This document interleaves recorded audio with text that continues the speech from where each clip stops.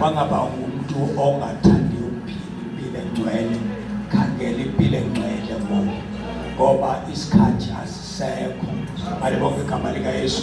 Ilizwe likhohlakele kakhulu. Malibonke igama lika Yesu. These days ayikho nzima into yokubulala umuntu. Into yokubulala umuntu ayikho nzima. Khona umntwana ebengcwatywa yesterday ndake ndamposta phambi ethanda uyapha emsebenzini uzovana uyancwatywa yena nokuseMount Fair noma kuseMount Fair ndizohlula ezindawo une-business partner yakhe ebesebenza nayo. Elo tyala likhulu liphethwe kakhulu apha e-East London. Bamthathile kukho no-principal phaa wesinye isikolo okwangumfundisi kwenye othenge aba bantu okubana mababulale lo mntana wababhatala i-6,000 rand phambi koba bambulale.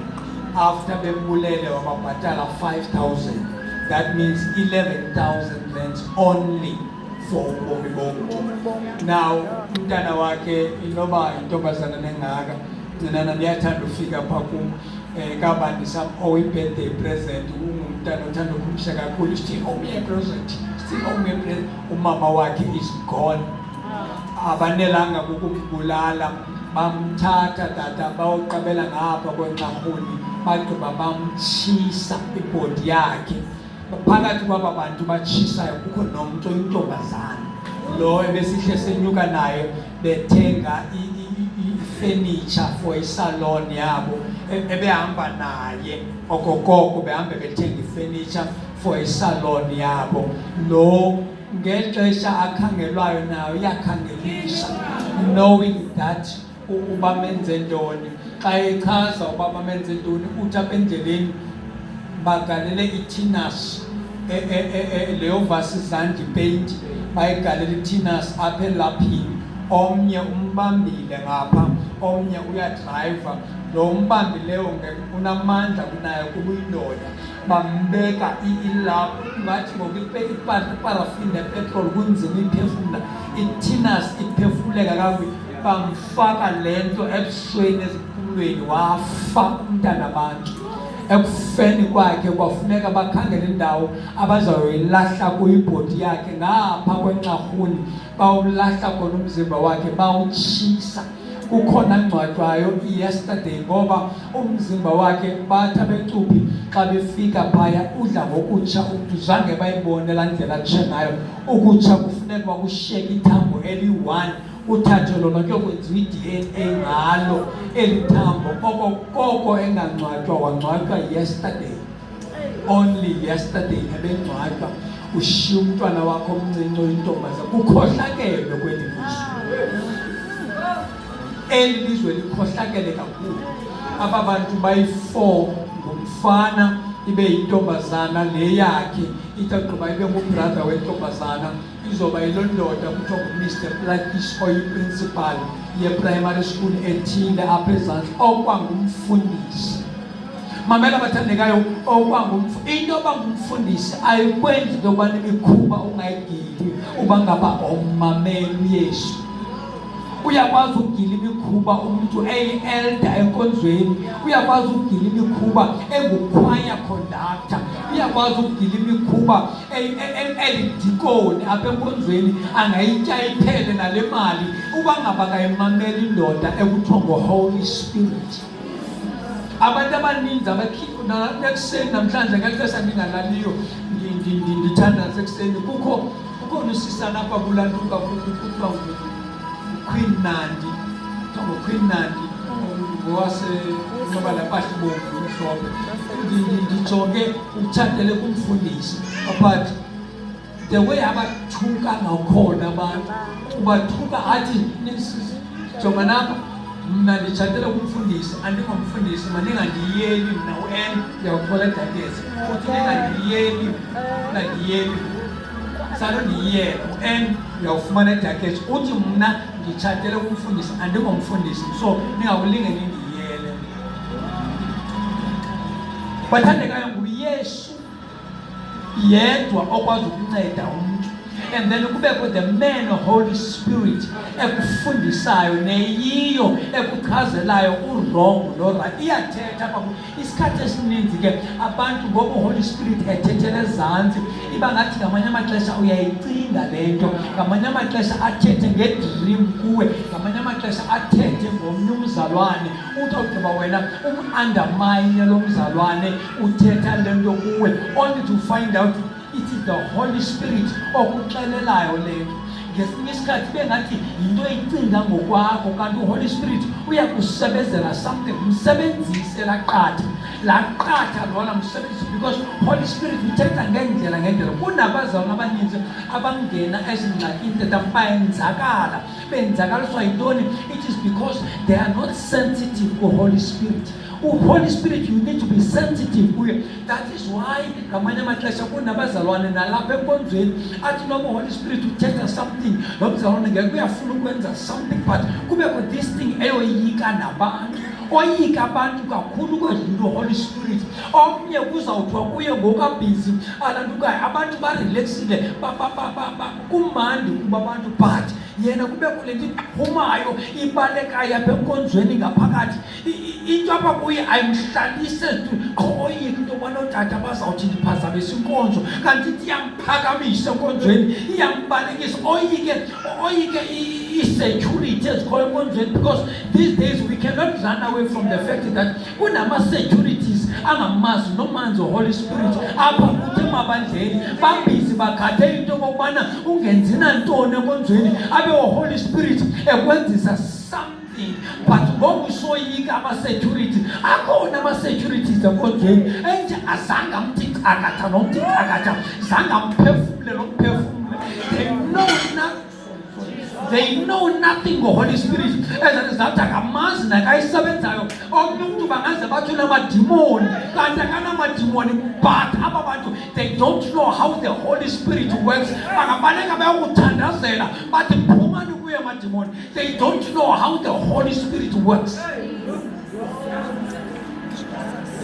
Ndidla ngothetha izinto kamnake njengoba nje ndine-office endingena kuyo kakhulu, ndidla ngothetha izinto ezimbili enzeleleni. Nkosi yam, ndakufunda nje bathandekayo ndizokushumayela.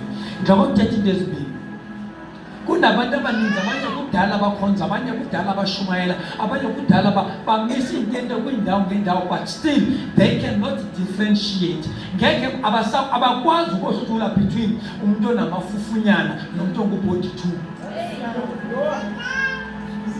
Abakwazi ukohlula between umuntu onamafufunyana namadimoni nomuntu osemkhathini ongu-42 or higher grade, iclass ephezulu leyo. Ndikuwe iclass ephezulu leyo, akasoze akwazi ukohlula ukuthi lona umuntu ndinaye apha, lo ndimthandazelayo ngu-42. Akakho lapha lo muntu, ndithi ngiyomlanda emkhathini, ndithi ngiyomlanda phantsi kwamanzi. Uzodibana naye manje uthi phuma kuye Satan, phuma kuye. Instead babize lo muntu akuyele emzimbeni wakhe, phuma fire, get out. Uzayikhupha le nto afake ntoni? Uzawukhupha le nto ukuthi mayiphuma kufake ntoni? Phuma kuye. Niba ngaphi kuye? Niba ngaphi kuye? Phuma nivelaphi? Niqhamukaphi? Ngoba wayiva amakhosi ethetha ngesizulu. Niqhamukaphi? No! We need to be sensitive to Holy Spirit. Abanye nasezindlini zakho tata sekusithiwa vuka uthandaze, Holy Spirit vuka uthandaze. Kunesizathu sobuzwa. Just so much. Oh my God. Dimlo kwasingalana ngokutya. Kube kuthatha umantshi, uveza uthatha umantshi kuyo uba makathandazele mna, thandazele uthatha umenzeleli, mthandazele ngoku abekwa aveze ukufundisa, avezwe phupheni mhlawumbi. Ithi loo nto leyo kukho iintolo ezijongiswa kumfundisi. Now wena ekuseni you need to stand up and shield for umkhonzi kaThixo, so that xa esiza on a Sunday ingabiwi imessage. Paul ebhethi message kamfundisi uyawuthandazela uma umfundisi.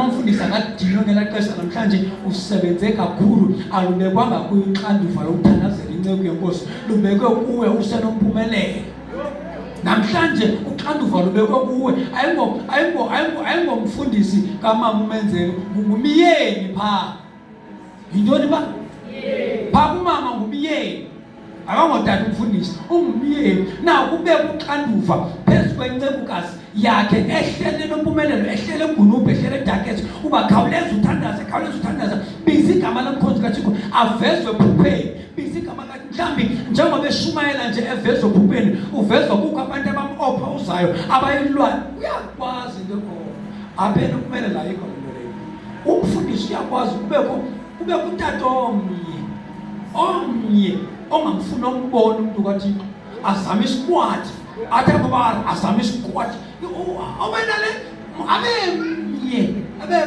cha azame into kokubana maka isikwad afuna uyifaka nakwabanye lento yena ayibonayo umuntu kaThixo abangayiboniyo yena afuna uyifaka ayenzele gadi yakhe ayenzele gadi yakhe nguye yedwa lo unonxa nomfundisi cha abantu otata bamthanda ukufa uthi gqibe amlangazelele naye enze lonto engathi amlangazelela kanti nenza uzama uwina ezinhliziyo kukho abantu abazeba uThixo manyani kukho abanye abantu abanemotive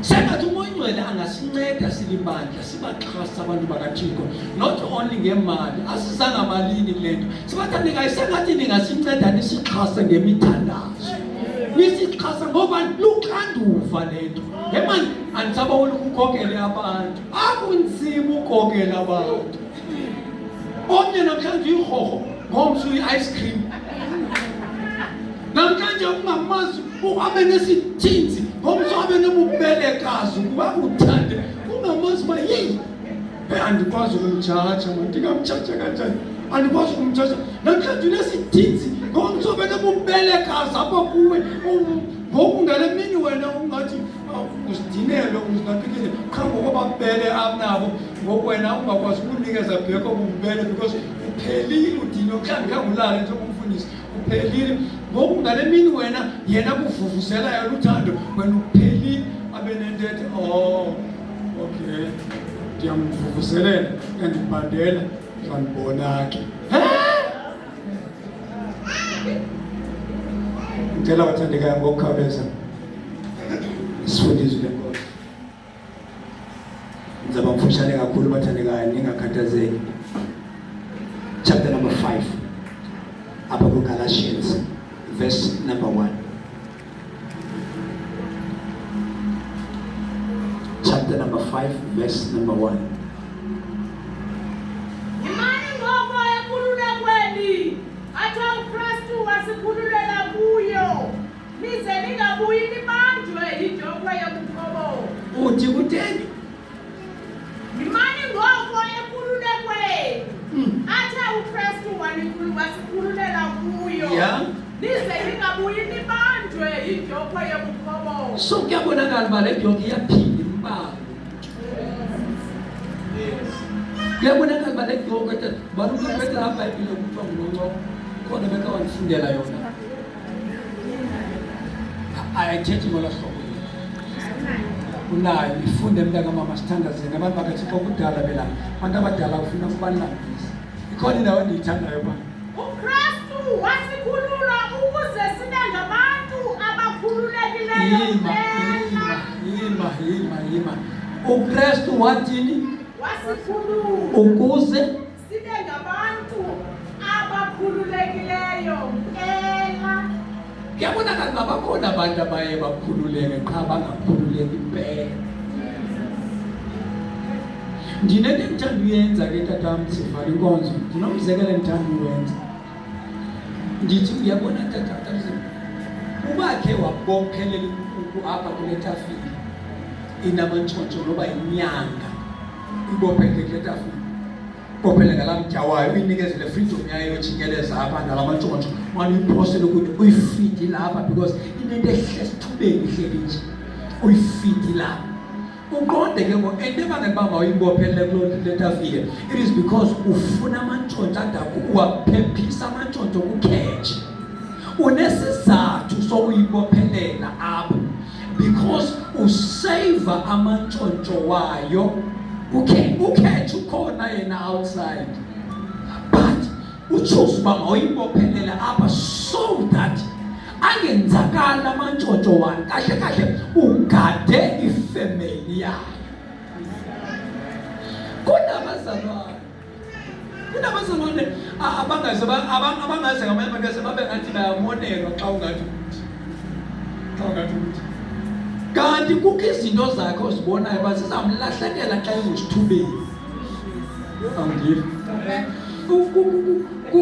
xa umthatha umbophelela apha awummoneli awumvimbi, but into emangela uba mawenze le nto uyaphawula ubona nantsi inzala yakhe ininzi. Kukho izinto ezibhadlileyo neziphuhlileyo eziphuma apha kuye, but azikabi ready uba zibe exposed esweni.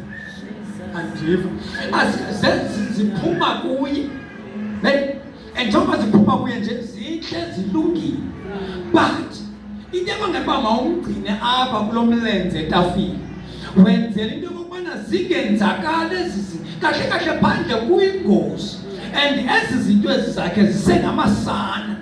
Now ingozi yakhe yena ibhizi ufuna ukuphuma namasana ayowa-expose kukhetshe. Sinabantu ke tatam abaqhomfeke kule ministry, baqhomfeke msinyane izipho zabo kune-gift ebebenikezwa zona, but ingxaki sekuthini bakhawuleza bakhululeke emlenzeni. Bathe bangabheka esitratweni wafika ukhetshe wadla amantshontsho angamaduna nangamathokazi ebezawuzala more. Zikhona izinto kahle uthini manje khawuthande kancinci manje lokhana ube bumthanda lokhana jonga ube bumthanda ulocal church wakho. Ndiyayibona le nto yethu yobheka emihlanganweni, ndiyambona ukota, ndiyayibona ithi abantu oomama balantu ke ndiyayibona nale nto ne-convention eborder, ndiyayibona laa nto leya ilungile kakhulu, but sinengxaki yabantu abakhawuleze ba-exposed phaa bengekabi exposed apha. Kanti thina abantu sinabo apha sinentethi ebefamusa kutshelelwe emlenzeni etafile ngoba ezaa zinto zakhe zizawufa msinyane. Nanku ukhetshe ukhona akwantipo wakha wayifumana ivesi athi uYesu xa kwenzekile wafika endaweni ngoba ke mhlawumbi umenyiwe kulo msitho, sukhawuleza uyothatha laa ndawo yangaphambili. Nina ke nayimalabesi ithi sukhawuleza uyohlala phaa ngaphambili ngoba into eza kwenzeka ingwani xa sele ngoku ufika umnikazi wale ndawo, xa uthathwa ngoku uyohlaliswa kwindawo ekufanele engase indlela uyawukhubeka ngayo. And njengoba uyawukhubeka nje sowukufutshane emnyango ngoku xa usoyobekwa phaa uburayithi ngoku busefront, but iproblem iyi-one, efront uziyele. Ezinye izinto sofuna ukhawuleza uvele kuzo. Jonga tata, mna bayamangala abantu mna andifune respected too much. Mna andifuni nembeko tweet. Ndifana ndiyanditsho nakunkosikazi kaShepherd's Down, ndithi nkosikazi yabona xa kulo kwezi ndawo mna ndihlala kubasi esifihlweni khona ukuba neebhanana zam nefruit yam emotweni ibe nebhanana. Xa kubona abantu obana bayathukisela abantu abefundisi baze bafike ilanga litshisa ngo-12 kudala silapha thina bagqiba badudulela kulaa ndlu uba bayotyela phaya noveza zikhalas bayotyela phaa okokoko thina sina ngoku ezaa nto zinjeya ndiyayiqonda uba iyathethisa le nto. Ndiyazazi mosipemotweni ndinayo ibhanana yam ndinama-apile. Uba ngabakho mntu ondizisela ipleyiti phaya emotweni asoze ndoyityhusela ndibaleka nalaa ndlebe efundisa. Ithini le nto? Ithi yiyeke laa nto yofuna uba linda ixesha eli-right, ungafa amantshontsho akho. Zikhona into zakho ezisakhulayo, but ingxaki one ungusithubeli, ufuna uvela ndawo yonke. Linda amantshontsho akhule ukuze ukhetha ngawathi yeke ukuyilizela ukukhonza. Yazi these days kukho abantu ekufuneka sibacenge uba mabazi, oh bathandekayo siyacela nize kuMonday, sibazodwa izitulo. Sisakuloo class bangcwele yoba siyacela bathandekayo nize enkonzweni. Oh yini bangcwele, jonga sisabantu amandwendwe seke nigcwalise na. Hayi bo, sifika nini kuloo nto leyo yoba seke nigcwalise ke bathandekayo? Hayi kodwa lo mntu uthi zakagcwalise uzama umbophelela lapha emlenzeni. Hayi baleka namantshontsho akhe phaa esitratweni. Into zakho uyaziwa phaa uneziprofethi, uyaziwa and uyibeka icebo. Andithi Tarzima xa u-invayithwe endaweni uyoshumayela ekusikelela laa ndawo nakwezi posters zininzi ii-posters. Xa enye into entsha siye siyibone abedaketsi ayikho edaketsi nalapha enamphumelela ayikho yokuba nathi umfundisi engakwazi nokwazi uba ubhizi wendawo lethi akubone soumposta. So uthe indebe esimhlophe kuposta umfundisi wami akazi nix ngawo, akakwazi nomuntu akakwakanga kakuthetha, akakwazi as a result naxa kunothiwa phaa wenze umkhuba angathi yena hayi mani ebelapho andimazi nowe beke wahamba bebandini ndimaze lapha yo wenze umkhuba. Funda le verse ke mama sivale inkonzo sithandaza.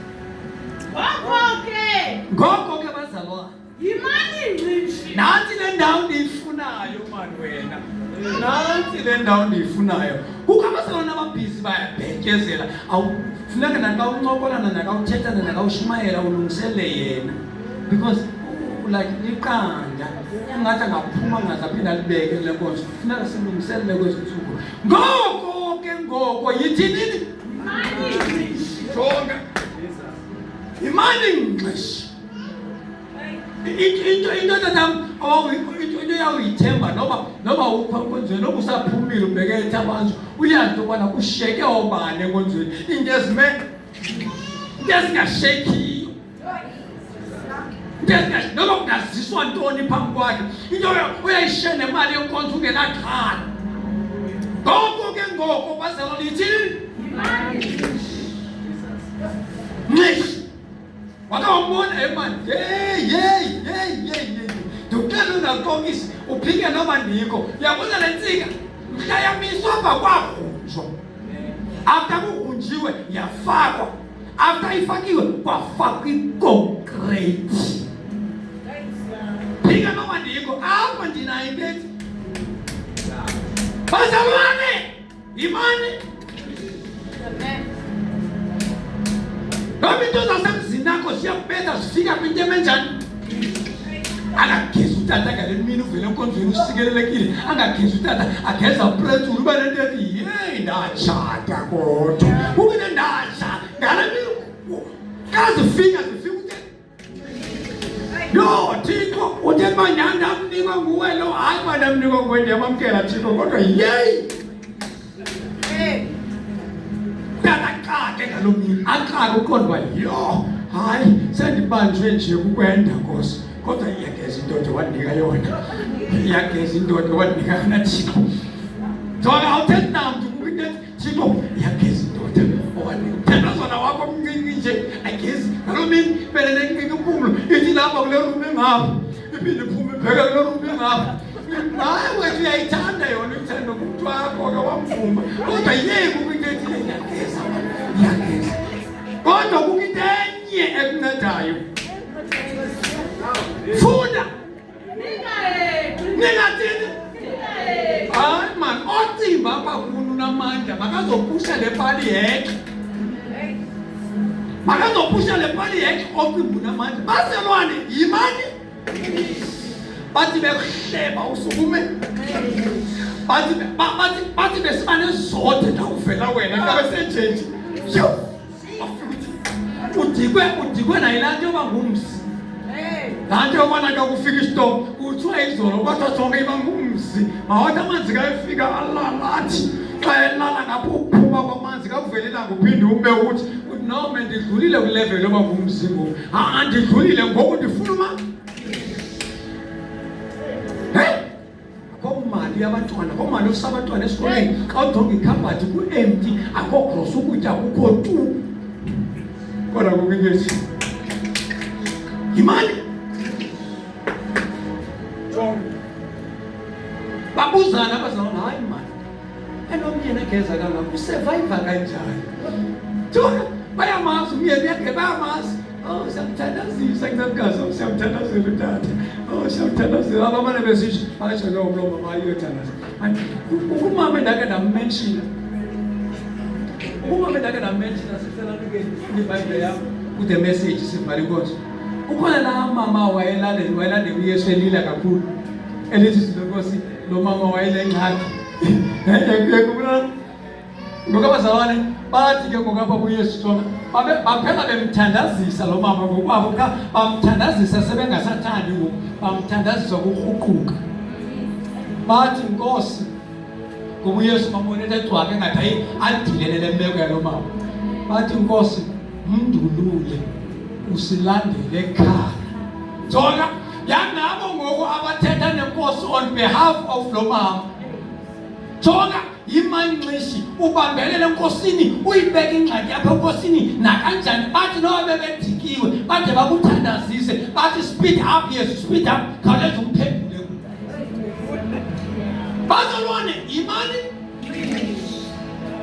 ithi le ayisixhosa ningabuyi yabonakala balukhona uhlobo labantu abanepotential yokuthini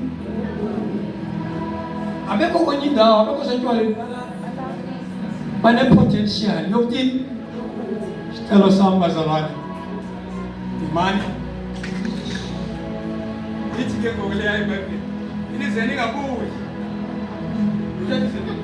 ubuya njani uphinde uyongena enjokweni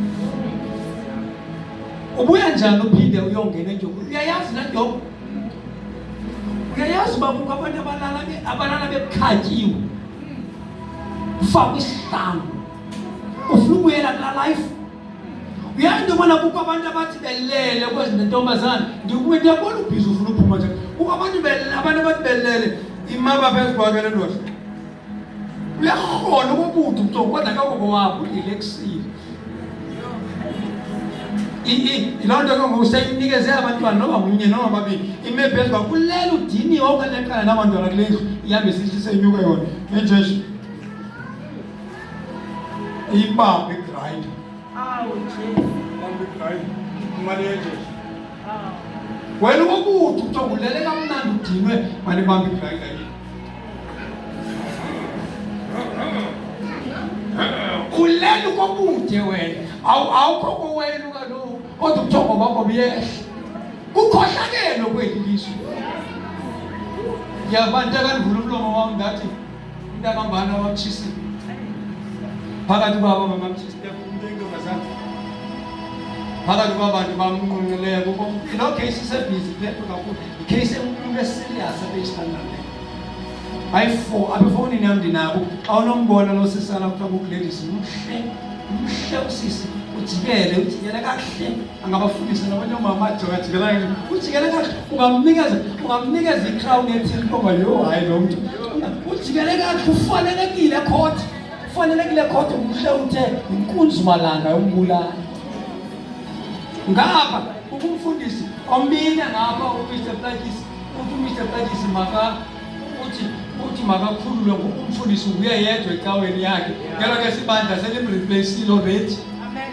ibandla likhawuzela amreplace lamsusa kuzo zonke izinto ezenkonzo ucela ibheli ngaphuma ngapha uthi umama wakhe akaphilanga kwasho kwacima uye yedwa umfundisi enkonzweni okonyoko kokuyela ibandla uxhomeke kangakunye umbulali nje kodwa nina abazalwane challenges zonke ofacana nazo ngelo umenkululekweni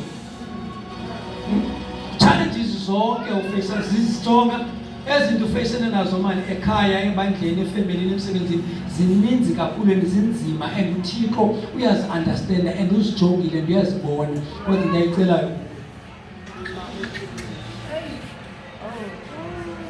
Kama ngathi ngisuka nje zifika zishiya usamini babuzana abantu utheni suke wena khumkhum nje, bajonge imeko zakho bangazifanisi na, bajonge imeko yakho bayazi imeko yakho but bangayifanisi tu na. Bafike kwintethe ayimanga yodwa yoyame ngomthandazo, yame ngomthandazo. Ngapha ikhase ngesu, ngapha ikhase ngefaith. Ithi noma Nkosi ndiyehla ndibheke ezantsi kodwa ukholo lwami lonyuka na. Ndiyongena. That is why athi uMkhosi kaThixo ngemini esizawubhubha uthi ukholo ndilugcinile. Uthi umzamo omhle abuye athi ugqatso agqiba sothi ukholo. Simple. Nkosi ngusisi.